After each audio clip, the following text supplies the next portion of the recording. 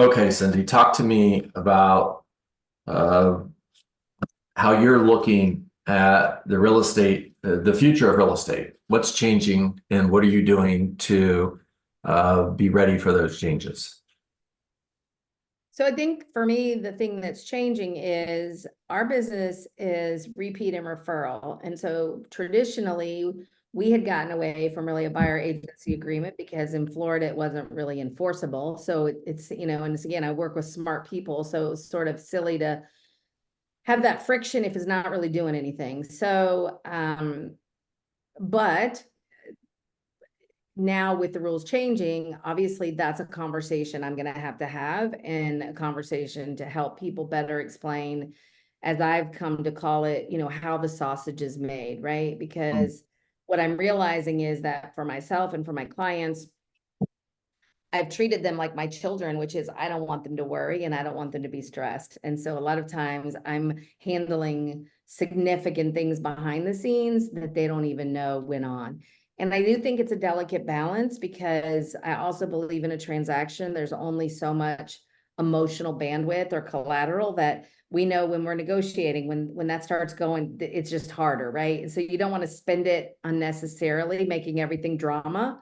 But there is this aspect that I have to do a better job of communicating that so that people understand more clearly who you hire matters, Mhm. and that we do a lot more than open a door and just fill in some blanks on a contract. And so I think you and I were talking about one of the ideas that I heard someone mention, and I took some time to even do it for myself, Right.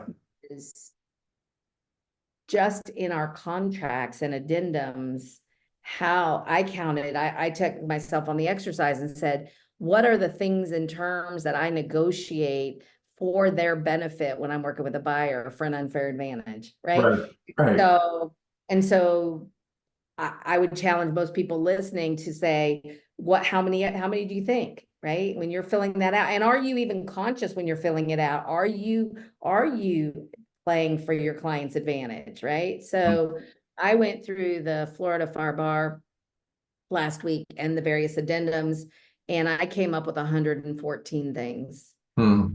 And I could tell you many mistakes that people have made along the way Right.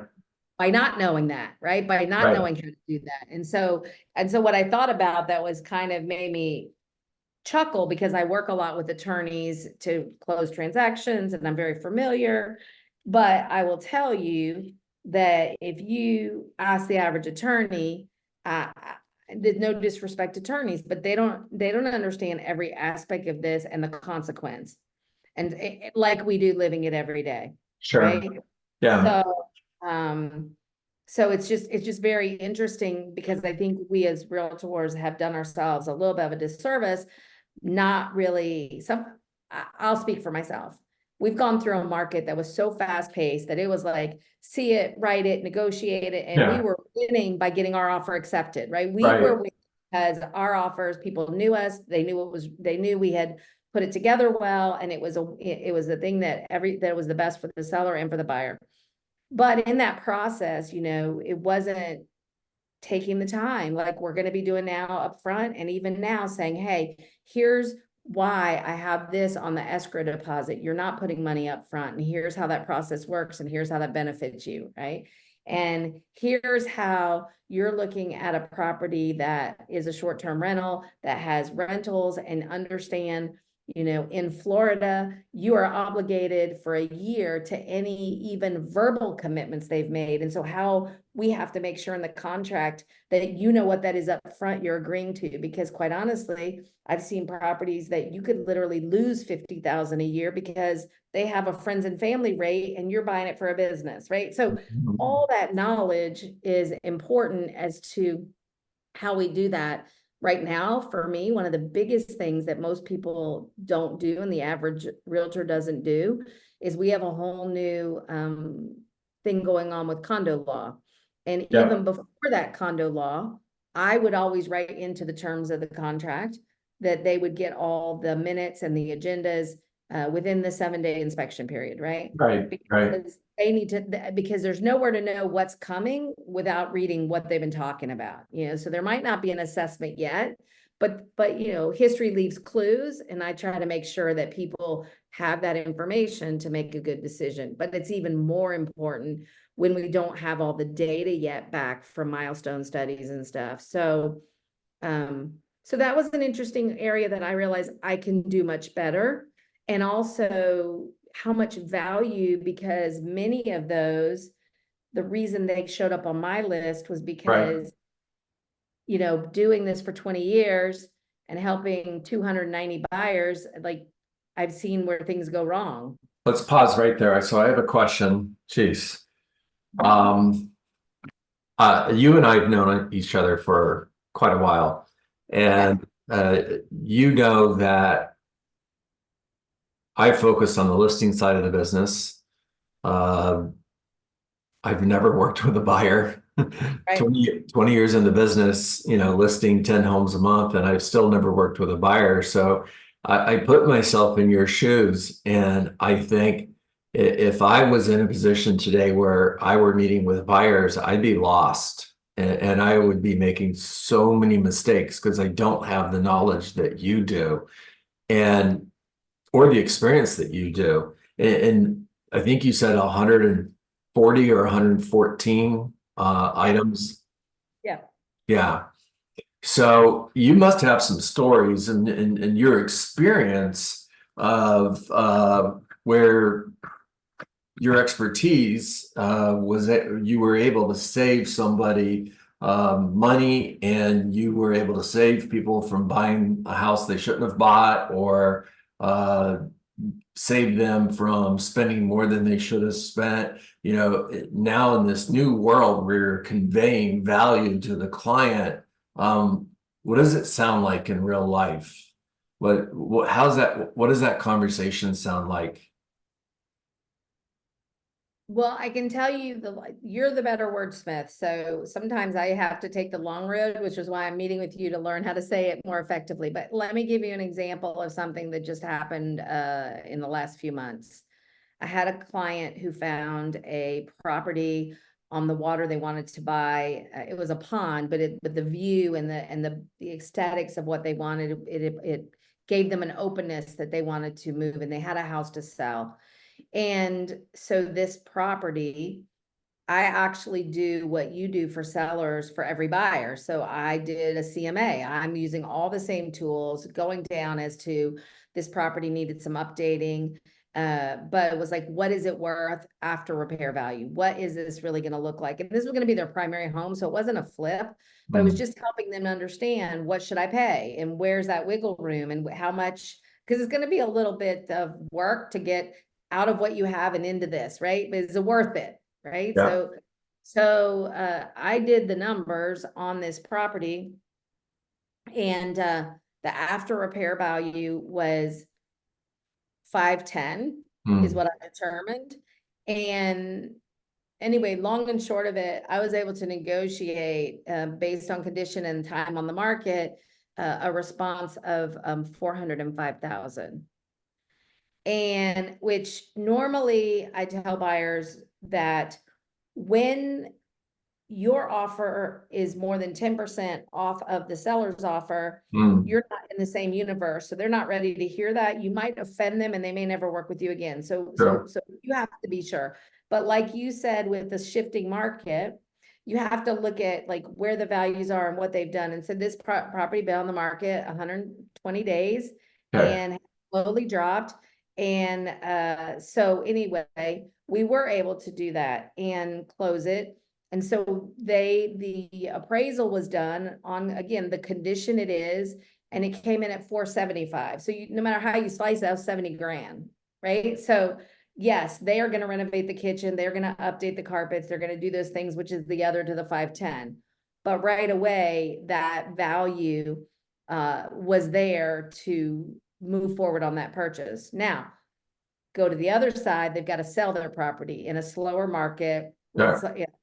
And so having those conversations, like you said, that we have to look at what's active, not what is sold, and how now, again, you may give up more than you thought you were because the market's shifting, but look at what you've gained on this side, right? And plus the view, plus the lifestyle, plus what you wanted. So, so again, I think, but in those scenarios, like I said, it was a condo community that it is imperative that people have good information to make sure that they can maintain it and are not hit with some, you know, assessments and other things in that process. I think on the buyer side, the other thing that I'm finding more and more, and I'm not getting pushback, right? And again, every term has a different use and strength based on the market, right? Okay. So if the market is a seller's market, the fewer things you're putting in, the higher likelihood besides the price you're going to get in, right? The more you get into appraisal gaps and appraisal contingencies, somebody's like, I just don't even need the practice, you know? And so again, it depends on the market. Yeah. But right now, where homes are having a harder time selling, Yeah. again, they're looking at a good buyer has value. Yeah. And that they're saying, yes, I get it, that they've got to get an appraisal for a mortgage. I get it, you know, this, that, and the other. So again, those things are, make a difference. But you know, even things like appraisal rebuttals or helping people understand that process, right? What happens when there's a low appraisal?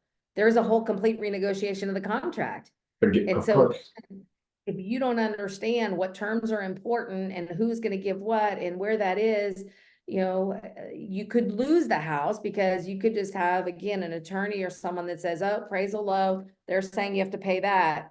And you're like, wait a minute. Or maybe the situation is they're buying down the rate, which you need for the payment. And you go, well, I'll make up some money because I really need this over here. I mean, again, it's just a holistic approach that comes into so many things in that process. Yeah, you know, so many really good points there, Cindy. And first of all, a couple things that I heard, you know, it's observation, forecast, and persuasion. And I think those are the three things that we have to master as real estate agents, whether we're working with a buyer or with a seller. This is what I see. Based on what I see, this is where we're going. And then we have to work on the art of persuasion in order to help our clients make the best decisions for themselves. It's not so much convincing because I don't believe that's what we're trying to do. I want to help the seller and the buyer self-discover what's the best option for them, right? And, Right. you know, it's interesting that property that was on the market for 120 days. So who has the advantage at 120 days? Well, the buyer does, of course. So, Right. you know, right off the bat, when you're going to make an offer on that property, that you representing the buyer and the buyer have the stronger negotiating position than the seller does. So, you know, it's important to know that and understand how that works. Here's the other thing. Do you think maybe the seller's motivation is a little bit greater at 120 days than it was at 30 days?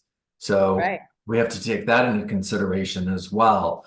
And, you know, it's not just negotiating with buyers and sellers. It's that we also have to take those conversations that we have with the other real estate agent into consideration as well. And 20 years in the business, I'm sure you've had many experiences where you were coaching the co-op agent throughout the process in order to help them get the deal. For example, in that situation where you've got a home that's been on the market for 120 days and you present the offer, you don't just present the offer, you present the offer with, if this is the only offer you've gotten, you might want to point out to the seller, it might be the only offer they get, period. In other words, this is their opportunity to sell their home. The options are accept the offer, sell your home, or still own the home a year later, and it's going to be worth a lot less money possibly. And, you know, not everybody has the same skill level we do, and that's okay. It's, you know, when you were newer in real estate, were you learning from other real estate agents? I Probably what was. not to do. I was. You were learning not what to do? but not to do. Yeah. Yeah. I'm more of a ask for forgiveness person. So, ready, fire, aim. My wife, Monica, she's ready, aim, aim, aim, aim, aim, aim, fire, which I love. She kept me out of trouble, right? When we had the Yes. Deets team, she kept me out of trouble. Um, but at the My same husband keeps time, me out of trouble too. So we all need the half that keeps it. Cause I think we probably have similar personalities of, oh yeah. in Well, that respect. Jack's more like Monica, I think. And yeah. So I just call her the smarter half. That's fine. And I'm fine with that. Um, Here's what I think about the future of real estate. And neither one of us have mentioned NAR settlements. I don't think it's about that. I just think it's about understanding what the real estate profession looks like today, what it's going to look like 6 months from now, what it's going to take to be successful. Is this is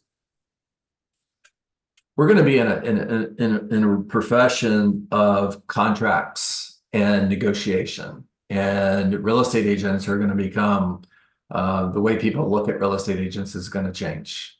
And real estate agents, in order to survive, are going to have to master these conversations. Think of a buyer consultation.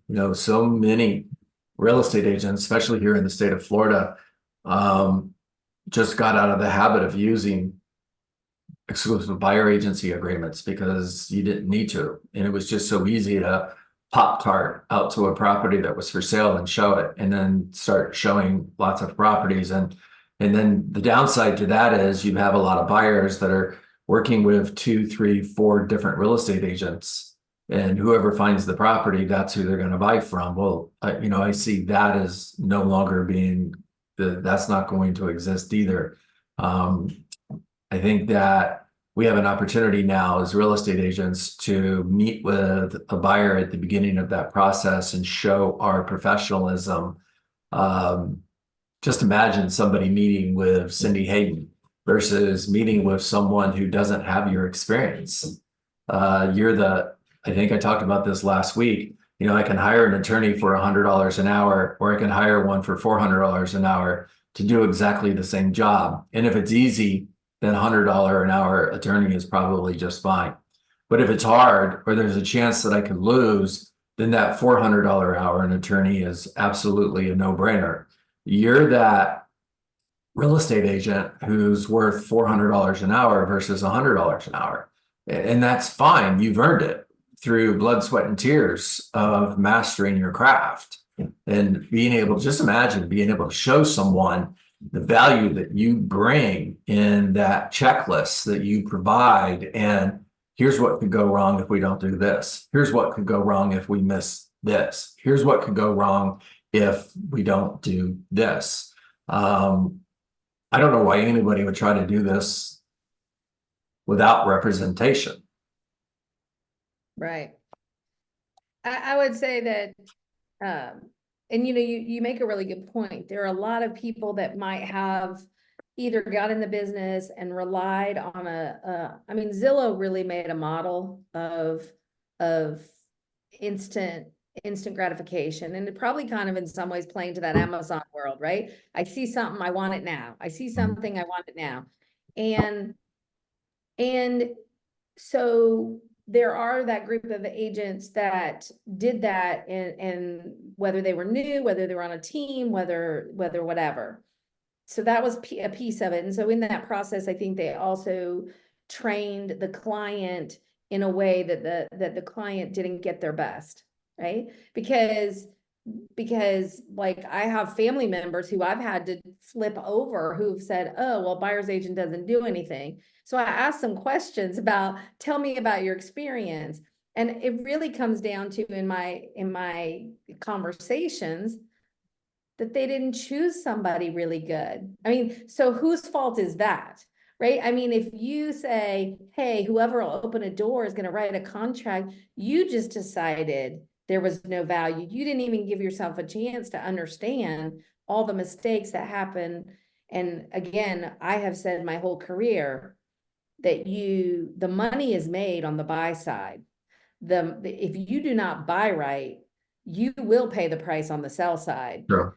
I can certainly show you, even clients of mine, every once in a while, I have one client that we've done probably 20 deals together, and twice he's cheated on me. And it's never been intentional. It's been somebody put something in front of him that just looks so easy. He was like, well, why get Cindy involved? I got this. Well, the first time he had a vacation rental that had been renovated. And what it took for us to get him this property, it was a unicorn. It was great. And somebody rented it and said, hey, I'll buy this from you. So again, you think, well, why would I need a buyer's agent? I mean, I got somebody that wants to pay me what I got, and like, no big deal, right? Well, I do all these things when we're in a transaction because I'm thinking 9 steps ahead. I'm thinking, I know his scenario, I know his financials, I know his world. So at the end of the day, he sold this and he lost almost all of it in capital gains, short-term capital gains, because he's like, I didn't even realize. And I was like, Right. I can't help you when you don't call me. So then about 8 years later, he bought a property. And again, it wasn't supposed to be him. He was out with somebody looking to buy. They didn't want to buy it. He's like, it's so good, I'll buy it. Turns out the person he was with is a realtor. So she wrote it up. I have no idea about any of her background or whatever, but he turns it into a rental. And a year later, he tells me he wants to sell it, that he wants to go ahead and just, whatever. And so I get ready and I do what I always do, which is I go back and I look at the seller's disclosure of when they purchased the property that's often online. And I said, well, what happened to the buried fuel tank? He's like, what buried fuel tank?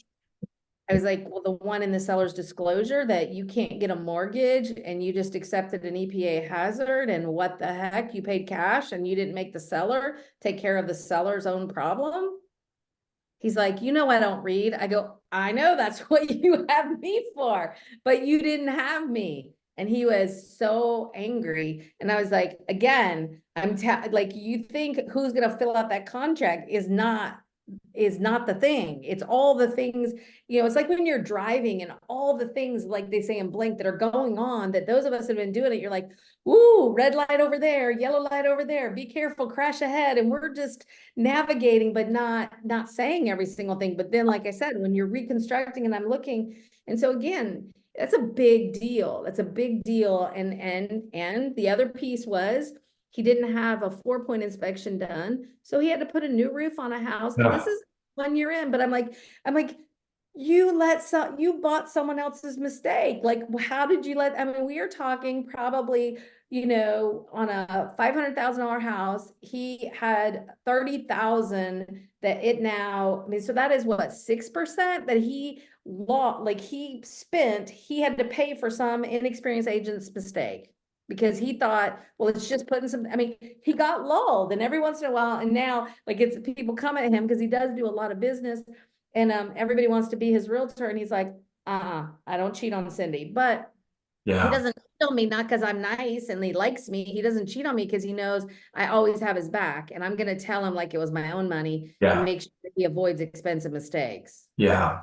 So, the way I would say that is he lost $30,000 trying to save $15,000. Right. Yeah. And Cindy, that was a great story, right? And if I'm you, that's a part of my story every time I meet with a buyer. Just put it in your back pocket, and every time you meet with a buyer, bring that out and just retell the story. It'll get better every time you say it, because you're already pretty good at it. You're already really good at it. Excuse me. And everything you just said is, and I'm going to share this recording because I want all of my coaching clients and everybody who's a part of Dietz and Dietz Real Estate Consultants to see this, because one of the most common questions or concerns that I've heard is, are real estate agents going away? And my answer has been no, that'll never happen. Now, technology will change the way the industry is done.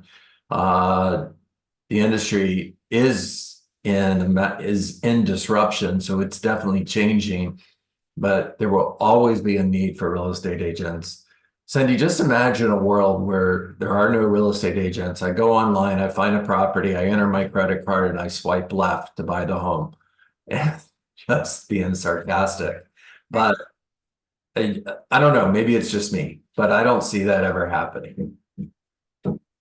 Well, and it, I don't either, because I did some research, and 86% of the population, if you know the DISC profile, they are S's and C's. Yeah, They are risk averse people. And so yeah, that, well, again, what we do is help them make smart, safe decisions with the biggest right, investment. Most of them do not have the capacity to lose $30,000, right? sure, So $30,000 is like my kid's college. I mean, like, seriously, like, that was when you could have had help, and it could have been negotiated in concession. Like, there's a whole thing. So, but I will tell you, there are people today that do just that, that blow my mind. My own father was in Pinellas County a few years back, and I was showing him properties, and he kind of wanted something cheaper. So he stayed at a hotel at that time. We didn't have a space for him at the house, and he wanted his own whatever room. He found one of those magazines. You know how they do, hey, houses for sale. And he goes down to Inglewood, and he calls me, and he's like, and he goes, don't worry, you don't have to show me anything today. I'm going to go down to Inglewood. I'm going to go look at some houses. So he bought a house cash. He's an engineer, and he was all proud of himself. And yes, it was cheaper than you could get houses in Pinellas County. Excuse me. So like I told you, when he wanted me to help sell it some years later, he's like, I ended up paying more than anybody else in the yeah, neighborhood. I'm like, yeah, you're not kidding me? Like, duh. And yeah. then he said, so then we're asking him like about a stair step crack on the house. And I said, well, what did your inspector say when this happened? He was like, well, I didn't have an inspection. He's an engineer. And I was like, and so my point again is, he has, over time, I've converted my own family, which were some of the hardest to understand. The value we bring is not search and see. It is not find it online and let me open the door. It is all these things that protect you, so that in the future, when you go to sell, you're not having to fix someone else's problems. But it was, to me, he is super smart. He has a master's degree, a brilliant man. And yet there's so much that they don't know about what we're trained to do.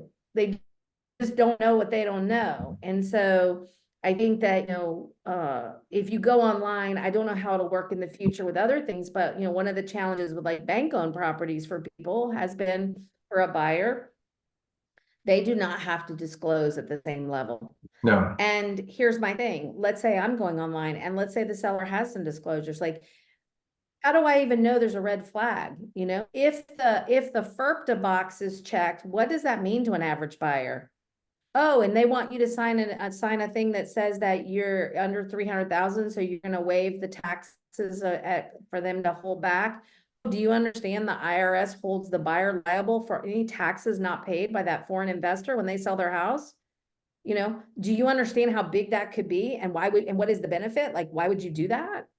No, they don't know, right? So Cindy, again, it's just you're a wealth of knowledge. So many nuggets of gold that you shared. We're going to need to wrap this up. Cindy, if you would, because I am going to share this video, just share your contact information so anybody that wants to reach out to you can. Sure. It's Cindy Hayden, and my email is my name, CYNDEEHAYDON, that you see on the screen, at gmail.com, 727-710-8035. I've been serving in the Tampa Bay real estate market since 2005. And we are currently, last year, we're the top 200 out of 26,000. And we have helped 430 families, thanks to John having me go do stats. And so on the buyer side, we have a 97% close list of sell price. And on the sellers, we have 98.6. And we didn't help sellers till 2014, John. So again, I was 100% smart buyers from 2005 to 2014. And so over that time, again, we have specialized in a higher end with short-term rentals, and higher end where, like I said, the expenses add up to a much bigger number when you make them. And so they want someone that really can help them look at all the data, make the projections, understand what it takes more than just opening a door. But we do that I looked at my range. I've helped people from 55,000 on the buy side to 6.5 million. So Wow. you've got a client, I can help them. So there you go. I And love it. so I love thank it. you for the opportunity. Thank you for being here, Cindy. Okay, everybody, I'm John Dietz, speaker, trainer, coach, and business builder with Rainmaker Coaching. Thank you for joining us and make it a great day.